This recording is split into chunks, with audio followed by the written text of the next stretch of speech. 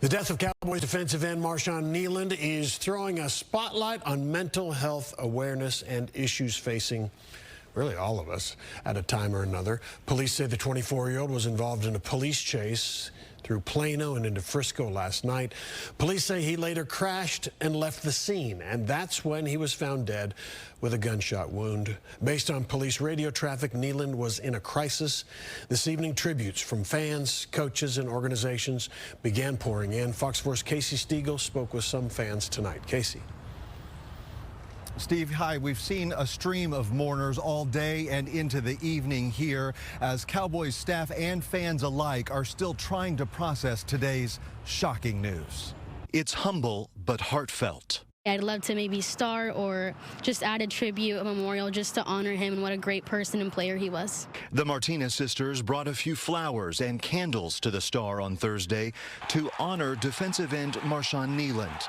Just 3 days prior, both actually met Kneeland when the Cowboys played the Arizona Cardinals. He was so appreciative and kind and said hi to all of us. Now they're trying to comprehend the loss in the shadow of a video tribute playing on the Jumbotron outside the team's practice facility. I was in utter shock, and I feel like it was somebody super close to me, so we felt it super personal. Traffic cameras captured a high-speed police pursuit along the Dallas North Tollway late Wednesday night. Officers were trying to stop a black SUV near Headquarters Drive, but the vehicle got away. Frisco police say Kneeland was behind the wheel. They later found his crashed vehicle near Legacy Drive and Town and Country Boulevard, but the 24-year-old was nowhere to be found. Then, just before 1:30 a.m., they discovered him not far from the scene, dead from an apparent self-inflicted gunshot wound. Hours before, on Wednesday night, Plano police say they responded to a welfare check at the LVL 29 luxury apartments where the pro football player lived, but made no contact with him at the residence. It's a painful reminder that mental health struggles can affect anyone. There is no discrimination when it comes to someone who is struggling. Mental health advocates like Leslie Castillo with the Grant Halliburton Foundation here in North Texas tells Fox 4 this serves as a reminder even those in the spotlight are not immune from psychological distress. We know that talking about suicide and mental health can sometimes feel uncomfortable, but I think the most important thing is building that awareness. And as fans now grieve, it is a message that shines just as bright as his legacy here in the heart of Cowboys country. And according to dispatch audio that was obtained by TMZ, Kneeland's girlfriend says that he had texted a message goodbye to his family leading up to all of this. She also told dispatchers at the time that he was armed and that he had a history of mental health issues. Tonight, the investigation is still ongoing. Steve. All right, Casey Stiegel at the Star in Frisco. Casey, thank you. The Cowboys are on their bye week, so there were no scheduled team activities today. A lot of guys are out of town. In a statement, the team said, quote, "It is with extreme sadness that the Dallas Cowboys share that Marshawn Kneeland tragically passed away this morning. Marshawn was a beloved teammate and member of our organizations, and our thoughts and prayers regarding Marshawn are with his girlfriend, Catalina, and his family." The NFL also offered condolences, saying, "We are deeply saddened by the tragic news of the passing of the Cowboys' Marshawn Kneeland. Our thoughts and prayers are with his girlfriend, Catalina, his family, friends, and his teammates. We have been in contact with the Cowboys and have offered support and counseling resources." All right, so we've got Jeff Kolb on the set now to talk about this. You've been working on this story. You've been talking to people who knew him well, and you also got to know Kneeland a little bit yourself. Yeah. And I don't know. We mentioned no game this week. It's a bye week, so players are scattered, and not all the players are in town. What happens next? I mean, this is where real life, I think, crashes into big-time sports, and we think these guys are superstars or different, but we're all the same. And so, I don't know. How are they going to get back to football? You know, like business as usual. Not that I care about it, but I'm talking about how everybody does. And that's the conflicting part of this, right? Because like on this day, it kind of just feels like football is like a taboo thing to even sort of think about, because that's so minuscule and insignificant compared to the loss of this teammate. And you know, you heard Casey mention it at the end of his reporting that, you know, the girlfriend, Catalina, said that there was a history of mental health issues. I don't know if the organization had some awareness of that. There's a lot of questions, right? And even if they did, I'm not sure that many of his teammates knew. And so for that reason, I think there's just a lot of shock right now. And being on the bye, I think that just leaves this team in a really tough spot. They're scattered all across the country. Yes. And there's going to be a funeral probably next week. And, you know, I've spoken with a couple of Marshawn's former coaches today. Mike Zimmer, defensive coordinator. Greg Ellis, the former assistant defensive line coach who worked very closely with Marshawn. Coached him last year, right? Coached him last year. We'll hear from him in a moment. But, you know, they've had varying takes on how this sets up as far as the grieving process for the team. On one hand, you know, you're on the bye, and so you don't have to worry about the work part. You can grieve.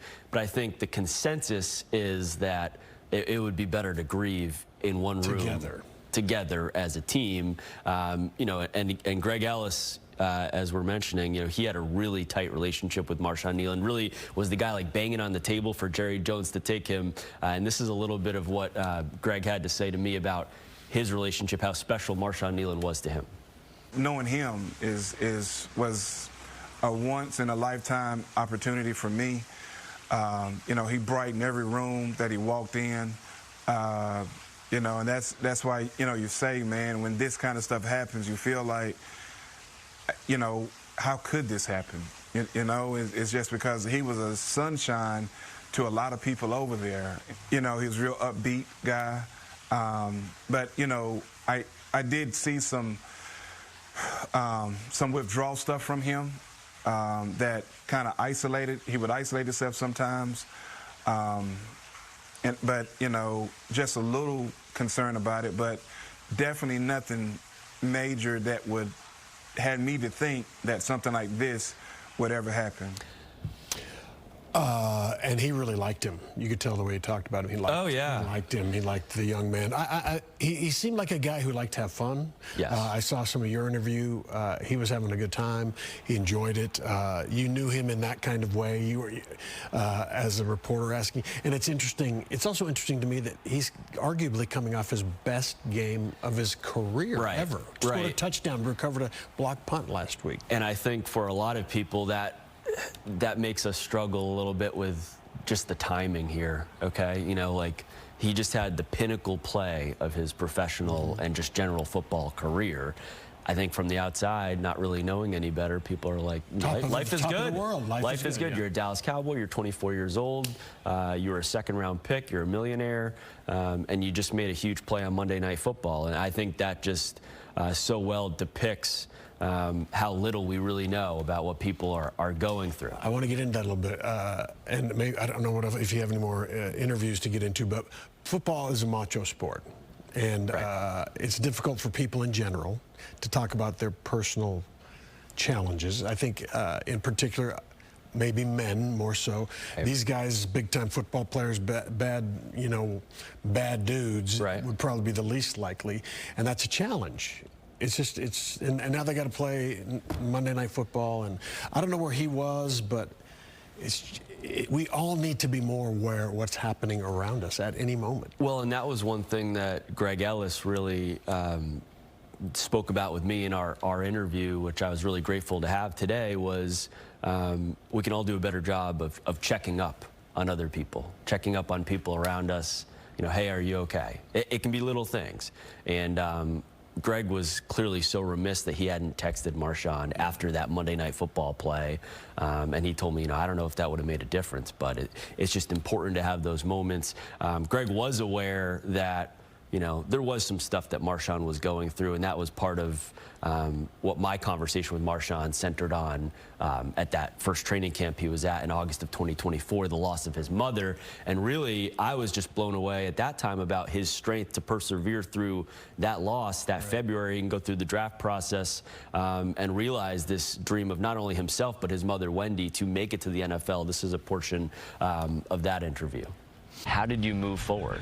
I just had to lock in on, you know, how she was always there for me for football. She wouldn't want me to grieve in that situation. She wanted me to, you know, continue chasing my dreams.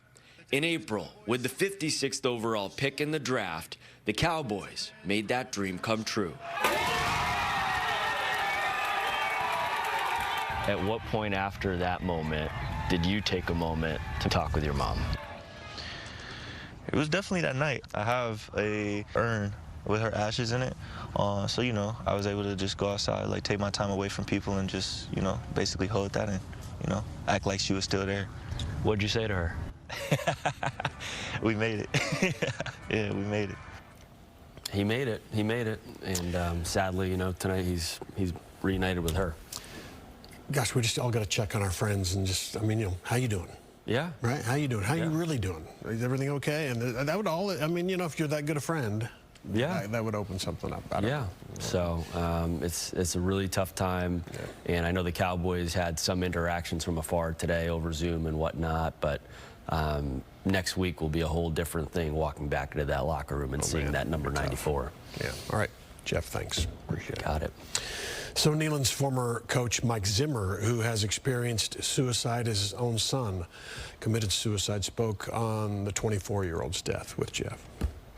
All the players there, they'll be thinking about him. The coaches, obviously, the front office, you know, and you know, everybody still wonders, you know, what could I have done? What could I have done different to keep this from happening? So Zimmer was the defensive coordinator for the Cowboys last year, Marshawn's rookie season with Dallas. Zimmer is heartbroken, he says, and says he could have picked a million other players to be struggling before he thought Kneeland was struggling. Moment of silence tonight for Marshawn Kneeland at the Stars game at the American Airlines Center. In a message made by the announcers, the Stars extended their condolences to Kneeland's girlfriend, his family, and his teammates on the Dallas Cowboys. There are mental health resources available 24 hours a day, 7 days a week in English and Spanish. Simple number to remember if you need to talk to somebody, 988. The web address is also on your screen, 988lifeline.org.